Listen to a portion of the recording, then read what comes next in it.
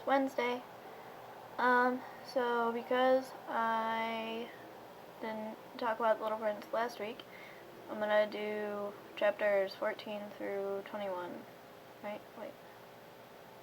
8 through 21. There we go. One never ought to listen to the flowers. One should simply look at them and breathe their fragrance. Mine perfumed all my planet, but I did not know how to take pleasure in all her grace. This tale of Claus, which disturbed me so much, should only have filled my heart with tenderness and pity. Then later. The fact is that I did not know how to understand anything. I ought to have judged by deeds and not by words. She cast her fragrance and her radiance over me. I ought never to have run away from her. I ought to have guessed all the affection that lay behind her poor little stratagems.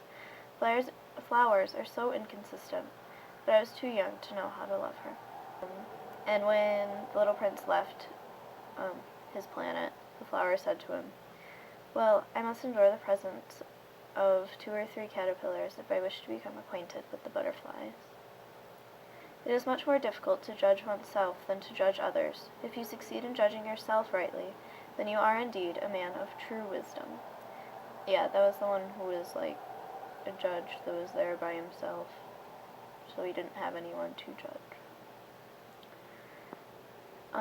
And then eventually the little prince visits this planet with a lamplighter. When he lights his street lamp, it is as if he brought one more star to life, or one more flower. When he puts out his lamp, he sends the flower, or the star, to sleep. That is a beautiful occupation, and since it is beautiful, it is truly useful. But what does that mean, ephemeral? Repeated the little prince, who never in his life had let go of a question once he had asked it. It means, which is in danger of speedy disappearance.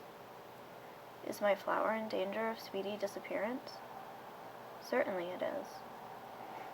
My flower is ephemeral, the little prince said to himself, and she has only 4 thorns to defend herself against the world, and I have left her on my planet all alone.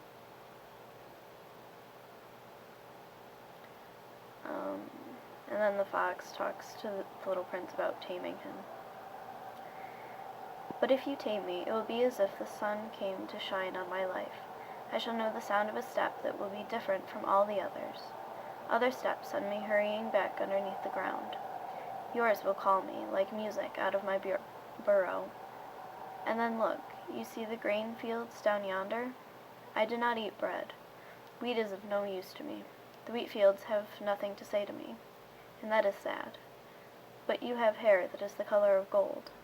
Think how wonderful that will be when you have tamed me. The grain, which is also golden, will bring me back the thought of you, and I shall love to listen to the wind and the wheat."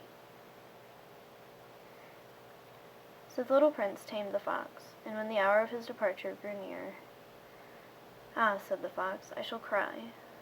"It is your own fault," said the little prince. "I never wished you any sort of harm, but you wanted me to tame you." "Yes, that is so," said the fox.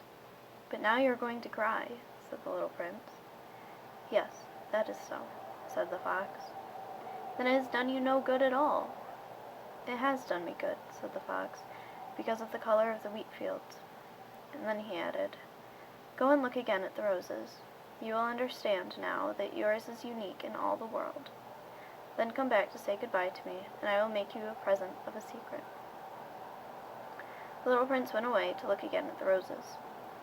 "You are not at all like my rose," he said. "As yet you are nothing. No one has tamed you, and you have tamed no one. You are like my fox when I first knew him. He was only a fox like 100,000 other foxes.